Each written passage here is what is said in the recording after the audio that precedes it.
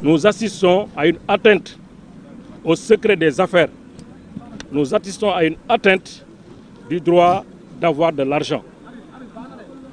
GSIE est une plateforme qui appartient à un Sénégalais bien identifié. Ce n'est pas une société de Badara Gadiaga. Donc voilà, c'est un faux qui existe dans un procès verbal. Et je pense que c'est le moment, quand même, dans la révision prochaine du Code de procédure pénale, de mettre le parquet et la police devant leurs responsabilités. Que la responsabilité personnelle de ceux qui sont censés attenter à la liberté des citoyens puisse être engagée. On ne peut pas être dans un bureau climatisé, se permettre d'invoquer des faits qui n'existent que dans leur conscience pour mettre quelqu'un en prison. C'est le musellement, c'est la prise d'otage et c'est une violation de notre constitution. Tout le monde a le droit d'avoir de l'argent dans son compte bancaire. Sinon, nous tous, nous sommes en prison. Il a le droit d'avoir de l'argent. Mais de là à dire que cet argent-là était de nature à financer des troubles ou donner des moyens pour perturber la sécurité de l'État, je dis encore une fois, il y a un pas à ne pas franchir. Le parquet doit respecter la société. Le parquet doit respecter les citoyens. Le parquet doit respecter nos libertés.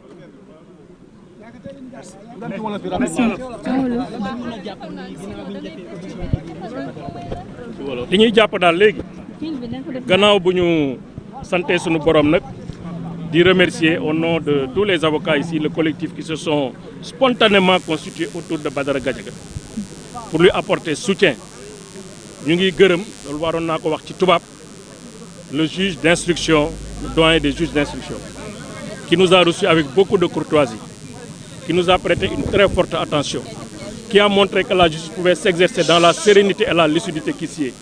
Et c'est le lieu vraiment de le féliciter, de l'encourager dans cette voie, parce que nous avons besoin d'écoute, nous avons besoin de considération, nous avons besoin aussi que le droit soit préservé.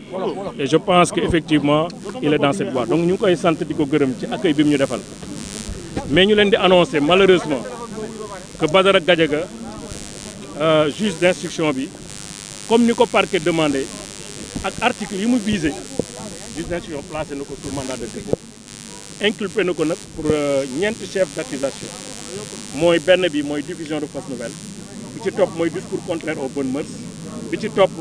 moom mooy offense à une personne exerçant les prérogatives du chef de l'État. Mais bi ci gën a doy waar la nga xam ne ñun ñëpp moo ñu nërmel te mosuñu ko gis ci dossier bi. L'enquête n'a jamais porté sur ça. Mooy li ñuy wax réception ou sollicitation de fonds de subside maanaam nga jël alal wala nga laaj alal boo xam ne da nga koy jël pour utiliser ko contre nguur gi nërmel ko daaneel ko apporter des troubles à l'ordre. Loolu grave la dañu teg ci der bi te daañu montré ci fan yu néew te commencé nañ te loolu ñuy wax taxawul fenn amul tubéy amul yére amul musóor bu dee jigéen ay waxu caaxaan la wax nañ nag léegi ñun li ñu gis muy raam bu ñu ko teelul arrêté si ñag bi la jëm mooy procureur boo xam ne nekkatul procureur de la République notre République mais parquet la boo xam ne nii dafa nekk office politique pour défendre benn parti boo xam ne ni ce parti là est malmené dans le débat public et dans le débat public loolu du cëru procureur li mu war a xool xam ngeen ko Badara Gadiaga mi kenn mënu ko jiiñ ay waxu yoo xam ne nii taxawul kenn mënu ko jiiñ ne dafay financer pour perturber ordre public wala ay bonnes mœurs wala yu kenn xamul loolu amul xaalis nag ku mu neex nga am ko ci sa compte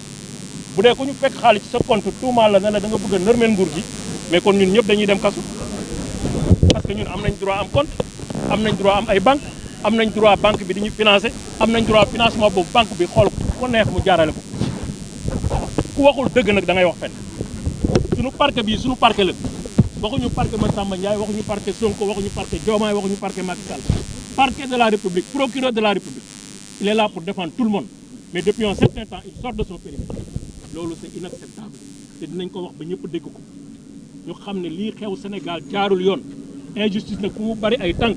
soo moytu résistance bu raw bi fi amoon 2021 dina fi am parce que duñu ay càppaacul li fi xew nañ ko xoolaat bu baax nañu xoolaat seen bopp bu baax xoolaat seen diggante ak seen borom bu dee gëm nañ yàlla xoolaat seen diggante ak askan bi am na lu fi xewoon procureur yi dem nañu procureur yi duñu fi bàyyeeku mais seen waaye fii des dañu xoolaat bu baax li ñuy def te tooñ baaxul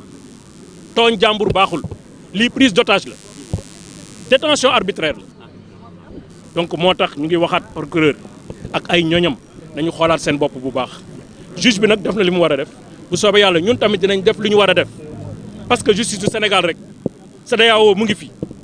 Nations Unies mu ngi fi groupe de travail sur les détentions arbitraires mu ngi fi tey bu soobee yàlla bâtonnier bi dina jot lettre am mais aussi ñi nga xam ne ci international bi yëpp war nañu jot seen i lettre ak seen i bataaxal dinañ ko jot parce que Sénégal nag di woon démb Sénégal démb la ak bërka démb ak tey bu ñu nangu li nga xam ne musu fi am ku ne ñoxoon njaay ñu ne la division de fausse nouvelle ku ne ñoxoon njaay ñu ne la discours contraire aux bonnes mœurs ba léegi la ñu ci yokk ay article 80 pour des hommes politiques ma ne c'est grave suñu ko waxul ak suñu ko waxee ñëpp xam nañ li fi am du ak njubadi la njubadi nag amul ñaari tur amul ñetti tur moo tax ñu ngi wax que ne nañu def attention kii ñu fekk ci moom xaalis mais mën na ko nekk crédit mën na nekk lu ñu ko may mais nan la ko jëfandikoo kan la ko jëfandikoo kuy trouble ordre public benn nit ngay nekk donc il faut qu'on soit plus sérieux et plus serein la justice c'est d'abord la sérénité et la lucidité moo tax ñu ngi demander tey ñëpp citoyens yëpp à commencer par le président de la République à commencer par le premier ministre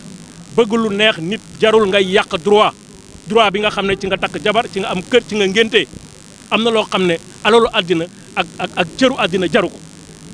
loolu daal la ñu amoon di leen wax pour l'instant en attendant li ci des nag ay procédure dañ ko àggale dinañ ko xeex ba mat seen jërë ngeen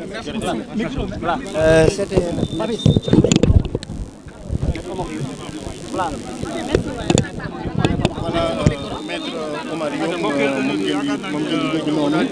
ñoom nag vraiment fustigé nañu